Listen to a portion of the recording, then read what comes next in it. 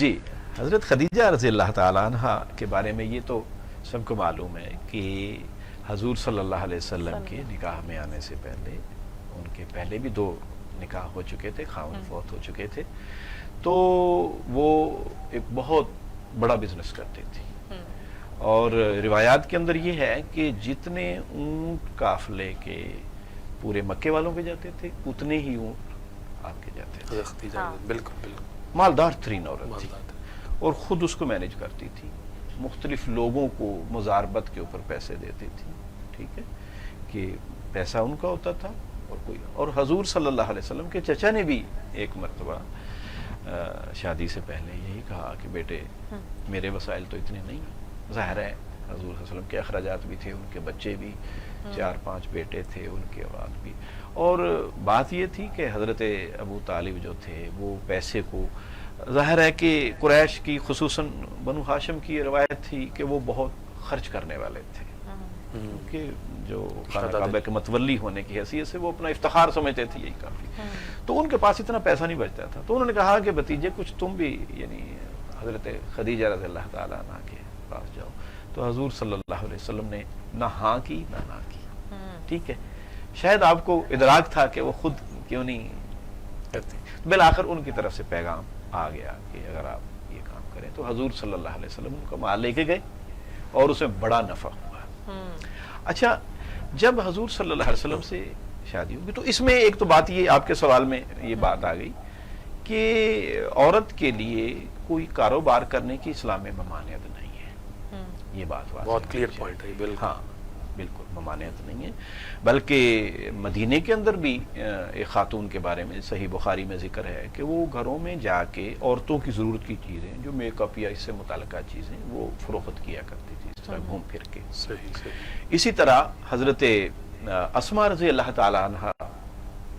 خود فرماتی ہیں کہ جب ان کے شوہر حضرت زبیر بن عوام، حضرت اسماء حضور صلی اللہ علیہ وسلم کی سالی صاحبہ ہیں، ٹھیک ہے،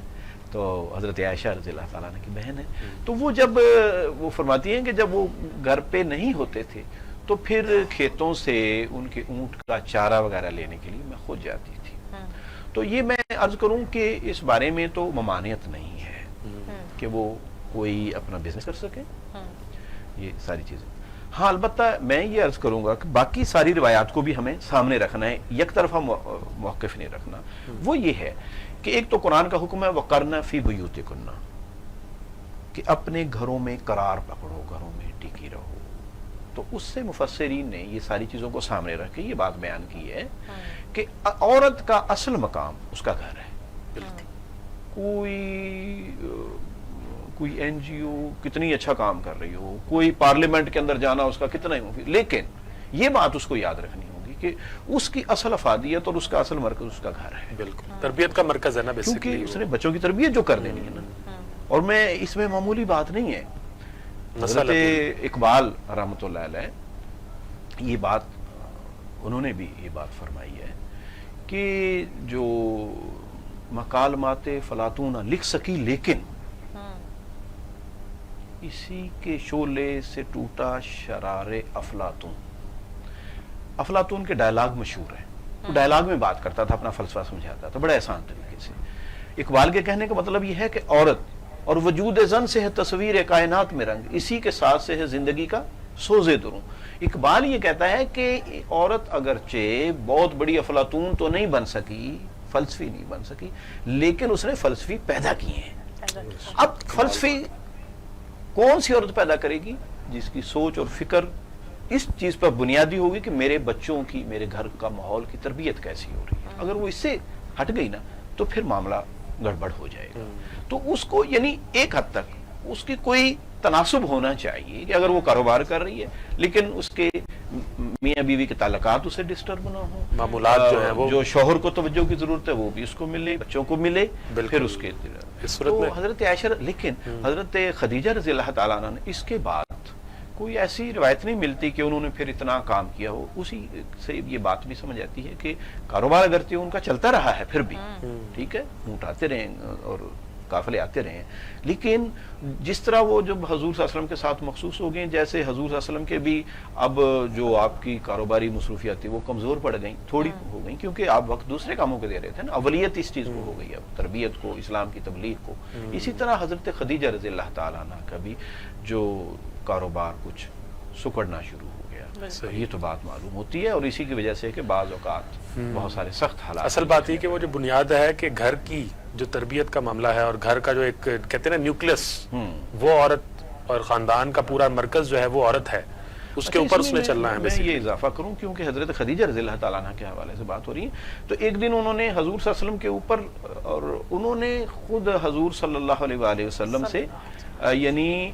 شادی کی خود ان کی طرف سے پیغام آیا ہے، بالکل ٹھیک ہے، ان کی طرف سے آیا ہے، تو اس سے یہ بھی بات معلوم ہوئی عرب کے کلچر کے اندر عورت کی طرف سے پیغام دینا کوئی معیوب بات نہیں تھی، لیکن اسلام ہمیں یہی بتاتا ہے کہ جب تک وہ والدین کی ذمہ داری میں ہے تو والدین کے ذریعے سے، اور اگر وہ سیبہ ہے یعنی شادی شدہ ہے، وہ کنواری نہیں ہے، شادی کے بعد طلاق ہو گئی ہے یا بیوہ ہو گئی ہے، تو وہ خود بھی کر سکتی ہے، تو ان کی پوزیشن اس لحاظ سے بھی تھی۔ اچھا، پھر ایک اور دلچسپ بات ہے کہ ایک دن حضرت خدیجہ رضی اللہ تعالیٰ عنہ نے اکٹھے کیا اپنے ساری فیملی اور اپنا مال بھی دکھا، اور کہا